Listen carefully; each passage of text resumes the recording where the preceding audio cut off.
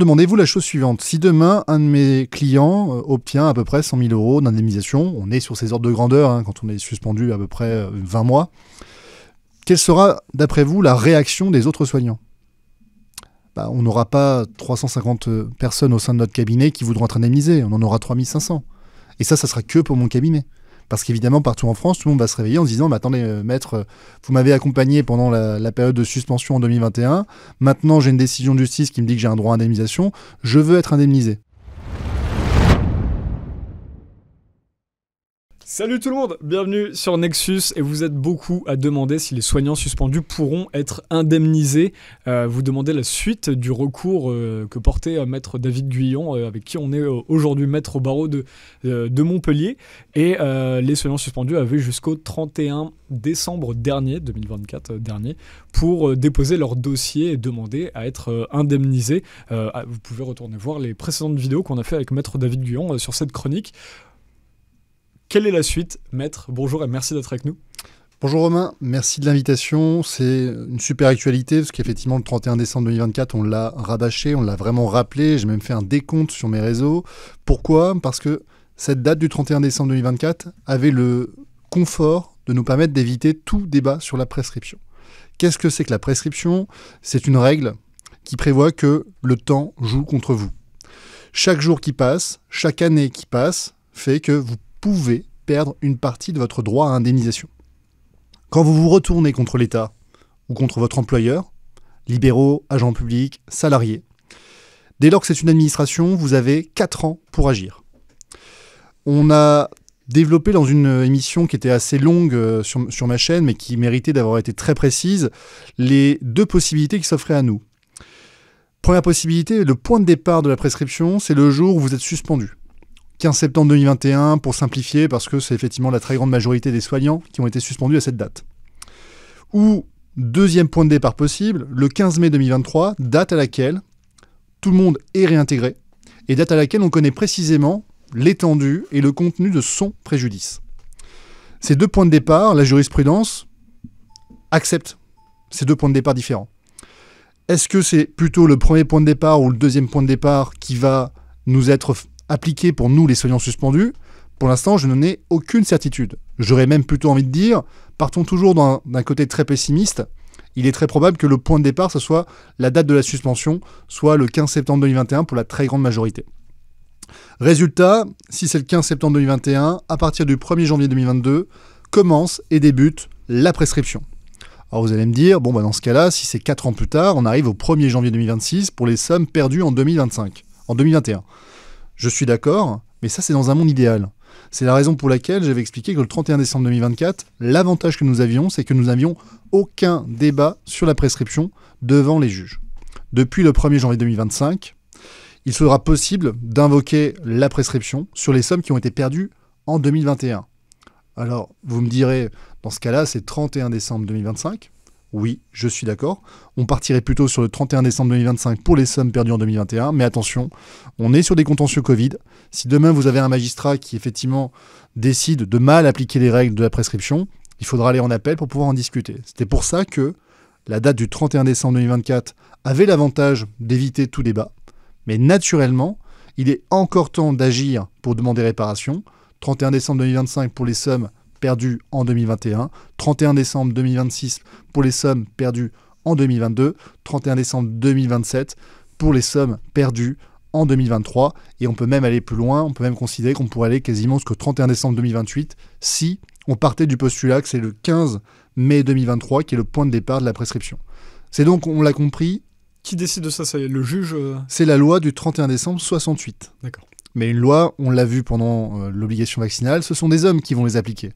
Et à partir de ce moment-là, on l'a vu, pendant la crise sanitaire, on a été capable de tordre les règles de droit pour leur faire dire ce qu'elles ne disaient pas. C'est pour ça que, quand on est avocat, notre but, il est d'expliquer effectivement les règles de droit, mais aussi de donner les meilleures chances de succès. Et donc, plus on agit vite, plus on évite le débat sur la prescription. Ce que moi j'ai constaté, et je vous en remercie, parce que effectivement, ça a permis d'informer les soignants libéraux, agents publics, salariés qu'ils avaient ce droit à être indemnisés, c'est qu'au 31 décembre 2024, encore de très nombreux soignants découvraient l'existence d'un droit à indemnisation et découvrit qu'il était nécessaire d'agir rapidement. Donc, après cette date, il est encore temps d'agir. Et bien entendu, ne laissez pas la prescription avoir ces sommes parce que, je le rappelle, le jour où on a une décision, plusieurs décisions d'indemnisation qui vont tomber, ce n'est qu'une question de temps. Ces décisions n'auront pas pour effet de reporter le point de départ de la prescription. En d'autres termes, la prescription continue de courir et elle n'a pas vocation à protéger les opportunistes de dernière minute qui souhaiteraient attendre d'être sûrs et certains d'être indemnisés pour agir en justice. Il y a beaucoup d'informations là-dedans. Je pense que pour certains lecteurs qui devaient s'attendre à avoir une réponse, juste de recontextualiser pour la justice, certains s'attendaient à avoir une réponse. Est-ce que c'est bon? Est-ce qu'ils vont être indemnisés du jour au lendemain? Non, là, jusqu'au 31 décembre, il faut bien rappeler que c'était, finalement, la justice, c'est du temps long. Il fallait déposer le dossier jusqu'au 31 décembre, mais toutes ces inconnus, finalement, que vous exposez, on les connaîtra dans le futur. Oui, alors il y a une différence entre agir dans un délai déterminé et obtenir une décision de justice dans un délai déterminé. Agir dans un délai déterminé, ça veut dire faire une demande indemnitaire préalable pour bloquer la prescription, d'accord ? Et éviter de perdre, par l'effet du temps, les sommes et les indemnisations auxquelles on peut prétendre, d'accord ? Évidemment, au 31 décembre 2024, nous, au sein de mon cabinet, nous avons déposé tous les courriers indemnitaires des personnes qui nous avaient mandatés. Rien que sur le mois de décembre, pour donner un ordre de grandeur, c'est un peu plus de 170 soignants qui nous ont mandatés et nous ont confié leur dossier. C'est énorme. On ne se rend pas compte encore. Normalement, pour une procédure, d'avoir une centaine, c'est déjà quelque chose d'incroyable. On sait qu'il y a à peu près 12 000 soignants qui ont été suspendus. Soignants et personnel de santé en général. Soignants et assimilés. Ambulanciers, etc. Voilà, soignants et assimilés. Il y avait des pompiers, il y avait des personnes effectivement qui n'étaient pas forcément des infirmiers, des soignants purs, mais qui étaient soumis à l'obligation vaccinale. Même des jardiniers d'hôpitaux et tout ça. Tout à fait. Voilà. Dès lors que vous étiez en fait employé par une personne publique qui était soumise à l'obligation vaccinale, vous tombiez sous le coup de l'obligation vaccinale. Quelles que soient vos fonctions, quel que soit l'endroit où vous travaillez, le 2 mars 2022, le Conseil d'État avait tranché, il a dit « on ne distingue pas selon la nature de vos fonctions, selon l'endroit où vous travaillez. Dès lors que votre employeur est soumis à l'obligation vaccinale, vous l'êtes également. » Bon, acte, très bien. En octobre 2024, moi j'avais déjà un peu plus de 200 soignants que j'accompagnais dans le cadre des recours indemnitaires. 200 soignants qui sont venus nous voir depuis le 15 mai 2023, date de la réintégration. Donc ça faisait déjà beaucoup de soignants pour un cabinet qui a quand même une taille modeste, on a une dizaine aujourd'hui au sein du cabinet. 175 soignants qui arrivent en l'espace d'un mois, c'est énorme, c'est un accroissement d'activité qui est vraiment gigantesque. Vous avez réussi à gérer autant de dossiers ? On a géré parce que jusqu'à 23h58 le 31 décembre, j'étais au cabinet en train d'envoyer les courriers. Pendant les fêtes de Noël. Pendant les fêtes de Noël, j'en ai pas énormément profité, mais j'ai bien compris que c'était exceptionnel et surtout j'ai bien compris qu'il y avait des personnes qui découvraient jusqu'à la dernière minute cette fameuse date du 31 décembre 2024. Moi, ce que je veux dire aux personnes qui nous regardent aujourd'hui et qui n'ont pas pu faire valoir leurs droits au 31 décembre 2024, c'est qu'il est encore temps. En revanche, la prescription continue de courir. Donc n'attendez pas le 31 décembre 2025 pour nous contacter. Ce serait dommage de rater une nouvelle fois l'opportunité d'être indemnisé.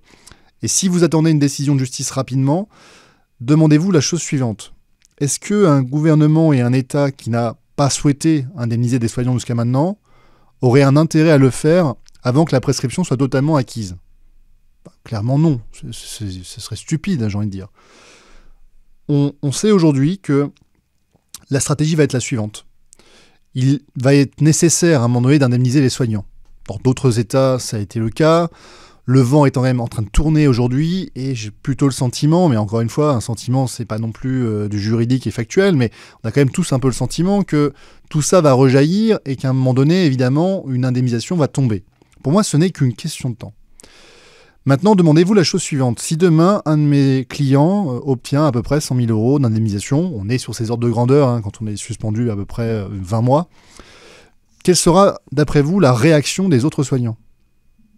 On n'aura pas 350 personnes au sein de notre cabinet qui voudront être indemnisées. On en aura 3500. Et ça sera que pour mon cabinet. Parce qu'évidemment, partout en France, tout le monde va se réveiller en se disant mais attendez, maître, vous m'avez accompagné pendant la période de suspension en 2021. Maintenant, j'ai une décision de justice qui me dit que j'ai un droit à indemnisation. Je veux être indemnisé. Et ce serait normal. Quelle est donc la stratégie ? On va attendre le plus longtemps possible, parce que comme je l'ai expliqué tout à l'heure, une décision de justice ne va pas avoir pour effet de reporter le point de départ de la prescription. En d'autres termes, le temps, il continue de courir.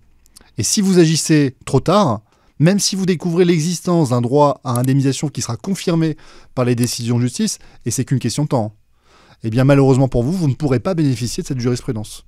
Donc c'est la raison pour laquelle il ne faut pas attendre une décision de justice, parce que les magistrats n'ont aucun intérêt à rendre rapidement ce type de décision.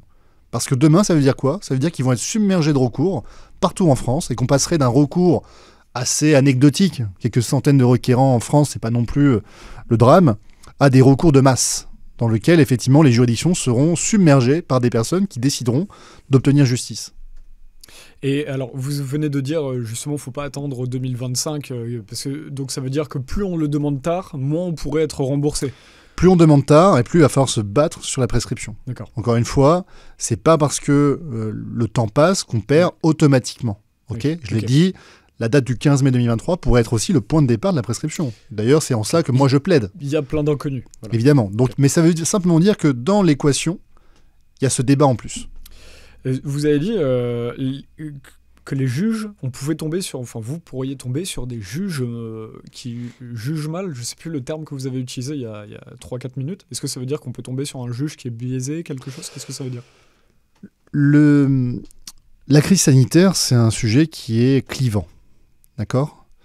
Clivant, ça veut dire quoi ? Ça veut dire que dès lors que vous émettez une opposition, par exemple, sur ce sujet, vous pouvez être rapidement classé comme complotiste ou comme covidiste extrémiste. Je ne sais pas si lequel des deux est mieux d'ailleurs.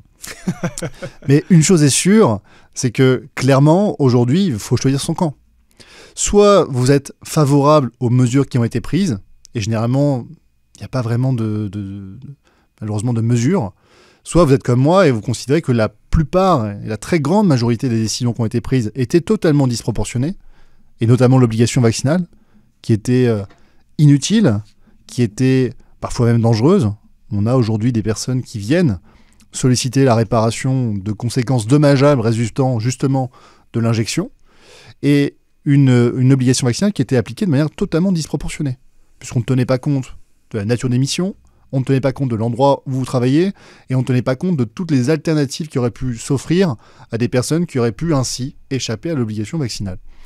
Donc on voit bien que ce n'était pas une problématique de santé publique, c'était un choix politique, et il fallait soumettre, y compris par la violence économique, tous ceux qui étaient contre cette proposition politique.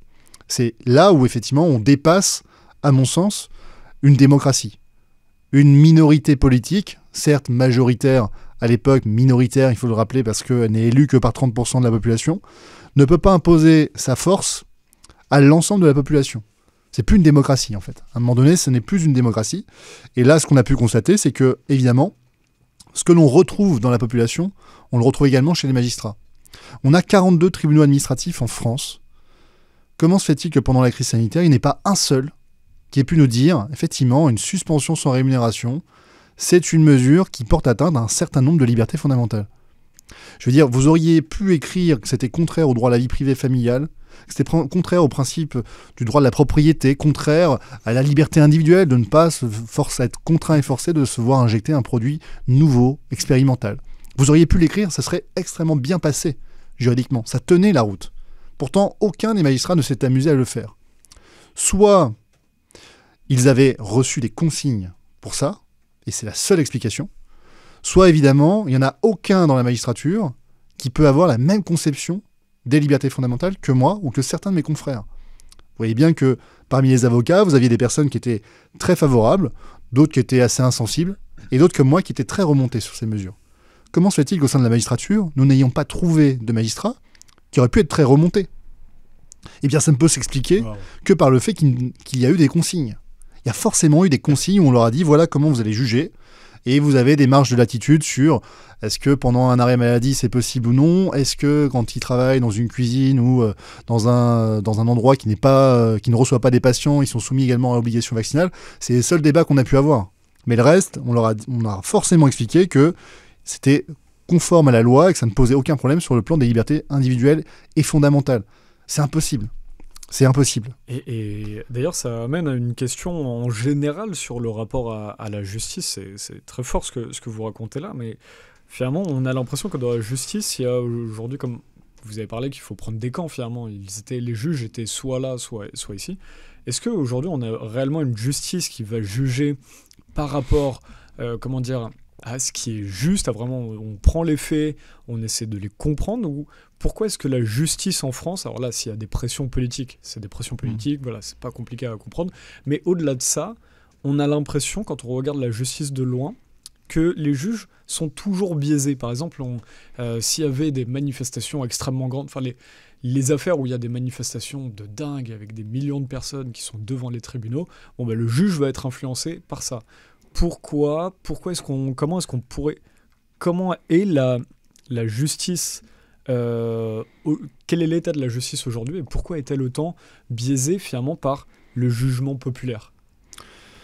Alors, encore une fois, tout ça, c'est un ressenti personnel.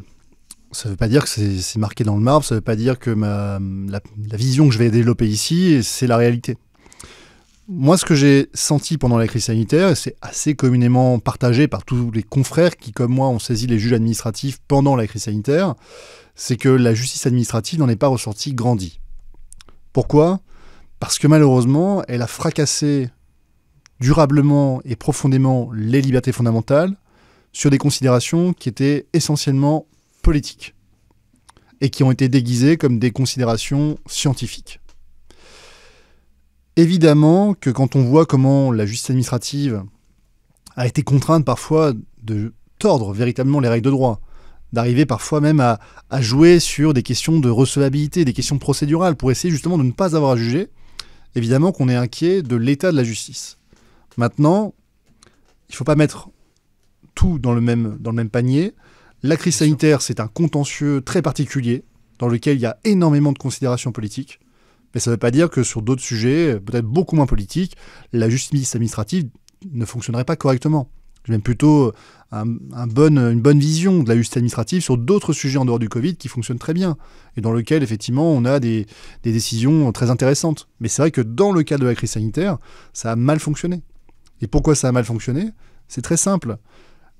Dans ma première année d'université, il y a un professeur qui m'a dit une phrase qui souvent a tourné dans ma tête en boucle pendant la crise sanitaire.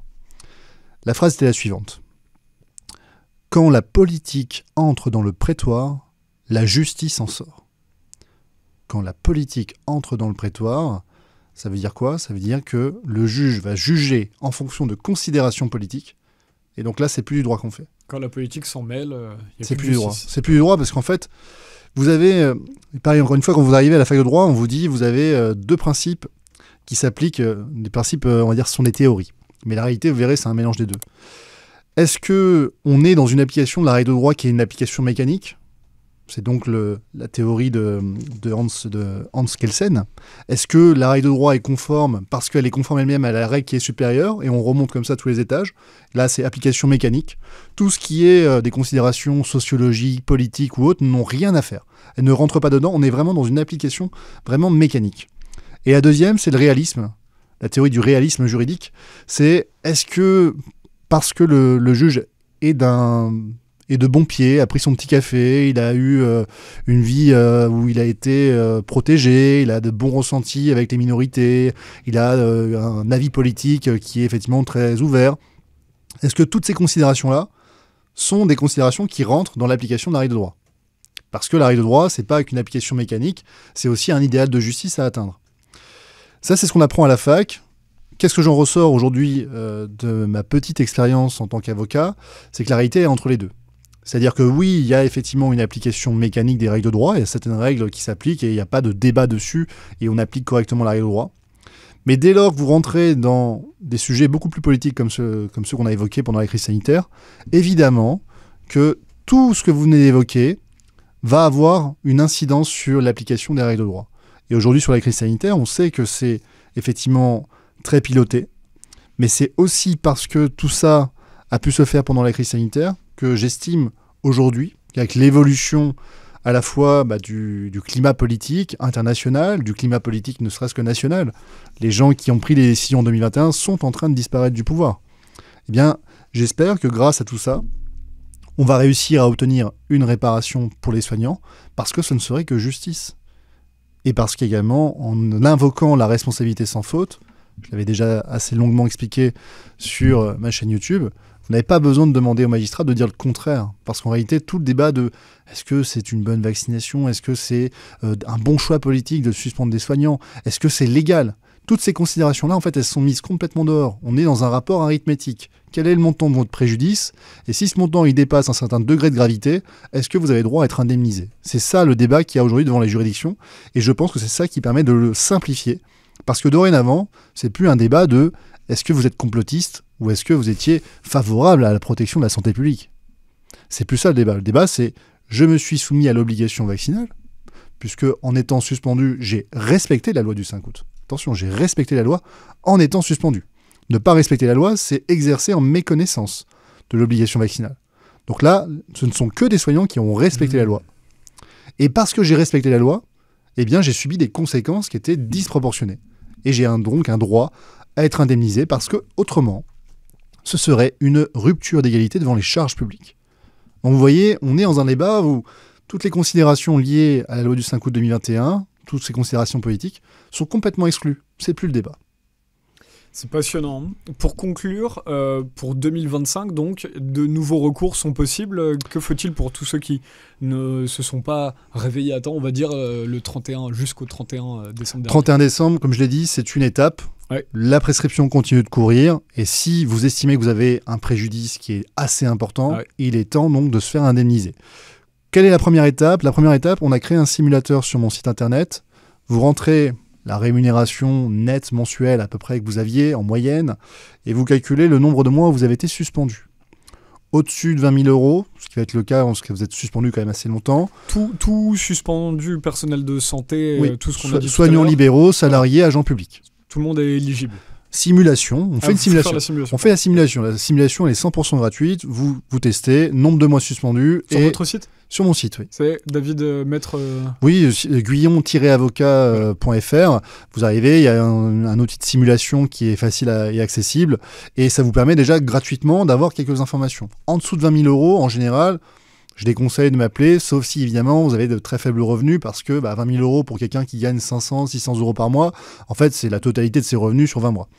Mais en général 20 000 euros c'est quand même le médian, puisque c'est un chiffre qui est assez médian, puisqu'en réalité en dessous de 20 000 euros c'est soit la suspension n'a pas duré trop longtemps, soit les personnes ont réussi à travailler, ont réussi à faire autre chose, et donc ont limité leur indemnisation.